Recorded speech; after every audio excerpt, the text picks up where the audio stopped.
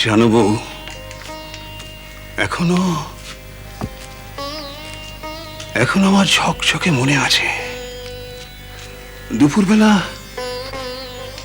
আমি কোনোদিন ঘুমোতাম না, কিন্তু সেদিন যে কি হলো, সংসারের গ্রাসাচ্ছাদনের কথা ভাবতে ভাবতে শুয়ে পড়ে চোখ লেগে গিয়েছিল। তোমারও মনে তখন উচাটন, একটা সন্তানের কামনায় দেব দেউলে এদোর ওদোর ঘুরছ, আর আমি এখানে স্বপ্ন দেখলুম।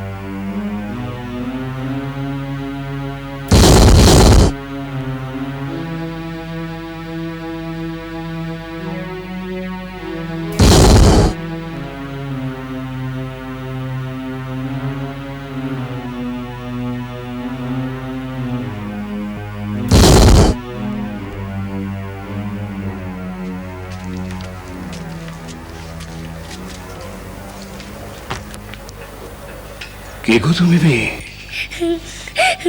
কে তুমি?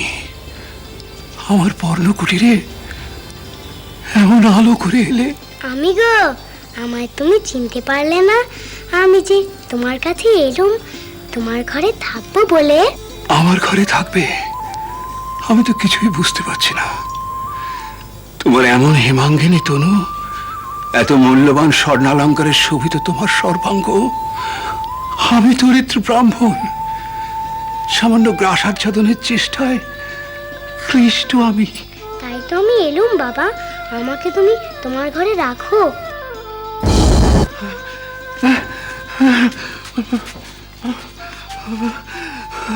তুমি কোথায় গেলে মা? মা তুমি কোথায় গেলে? মা, মা লক্ষ্মী তুমি কোথায় গেলে মা?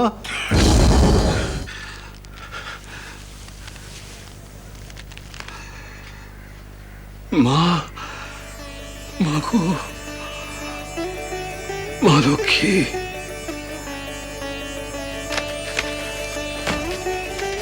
মা, মা গো, মা, মা, মা তুমি আমাকে কি দেখালো মা? আমাকে কি দেখালো মা? আমি কি দেখলাম? মা গো, মা তুমি আমাকে কি দেখালে? হ্যাঁ রে, একালে এই 7 মাস জামাইয়ের সঙ্গে কাটিয়ে এসে ও যেন কেমন পাল্টে গেছে। বলতে নেই, এই বয়সে স্বামী সঙ্গ পেলে মেয়েরা চঞ্চল হয়ে ওঠে, চলন গড়ন বদলে যায়, গিন্নিবানি ভাব আসে। কিন্তু ওর সেসব দিকই নেই। নিজের মেয়ে বলে বলছি না রে ননদিনী, তুই যেন সেরম ভাবিস নে। তা কেন ভাবতে যাব বৌঠান? আবার নিজেরও তো কোনো বোধগম্যি আছে নাকি? নিজের চোখেই তো দেখতে পাই, ঠাট্টা তামাশা, কোনো হাসি ভাব নেই, চলন বলন সব ভেবে চিনতে কত ধীর স্থির হয়ে গেছে ও। তবে একটা কথা বলি তোমার। কি রে? এ সবই আমাদের ওই দেব জামাইয়ের সঙ্গ পরস্ক। জানি না রে, হবে। কি হলো গো, কাঁদছো কেন তুমি? সবাই বলে খ্যাপা জামাই, পাগলের সঙ্গে মেয়ের বিয়ে দিয়েছো, এই সব তো। তবে একটা কথা বলি তোমায়, তোমাদের ওই জামাইয়ের জন্য আমাকেও কম কথা শুনতে হয়নি, সে সবই তো তুমি জানো গো। জানি গৌর ঠাকুরপো তোকে মানা করে।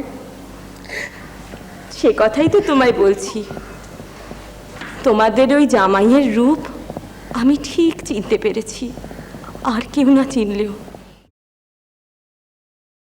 দেব অংশ ওটা অবশ্য আমার কাছেই থাকে, কারণ ওটা তো জগন্মাতা।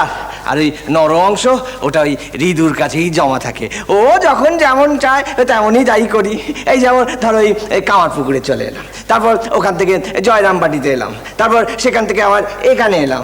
এখন শুনছি আবার মন্দিরে ফিরে যাব, সেখান থেকে নাকি তীর্থে যাওয়া হবে। শোন, হ্যাঁ, তুই হিঁদুর কথা শুনিস নে, ওকে তো আমি পেটে ধরেছি, আমার থেকে তুই বেশি চিনিস নে। কখন কোন ঘাটে বেচে দেবে তার কোনো হিসেব আছে? অত সোজা? বেচে দেবে অত সোজা? তা ওকে আমার মালিকের কাছে হিসেব দাখিল করতে হবে না? তুই তো সোজা সরল মানুষ। না গো না, আমি যেমন আমি তেমন। যেমন আমি তেমন। তা তুমি তুমি তো জিজ্ঞেস করলে না যে আমার মালিকটিকে? এই কলকাতার সেই মন্দিরে তো, যেখানে তোরা চাকরি করিস। গো, আমরা আমরা দুটিতে ওই একই দালানে চাকরি করি। অবশ্য অবশ্য ওর মালিক আলাদা আর আমার মালিক আলাদা। ওর মালিক হলো ওই রানীর জামাই, আর আমার মালিক হলো বিশ্বেশ্বরী, জগৎ জননী। আমাকে বেচে দিলেই হলো, সে এমন ঝুঁটি ধরে নাড়াবে না, তখন বুঝবে ঠেলা। কি গো, বুঝেছো? হ্যাঁ, বুঝেছি। তা হ্যাঁ রে, এতকাল পরে তুই দেশে এলি, হ্যাঁ। আবার ফিরে যাবি ওই বউকে ফেলে রেখে? তো কি করি বলো, কাল পুরোই নিজে। কবে পুরোবে? শ্রীরাম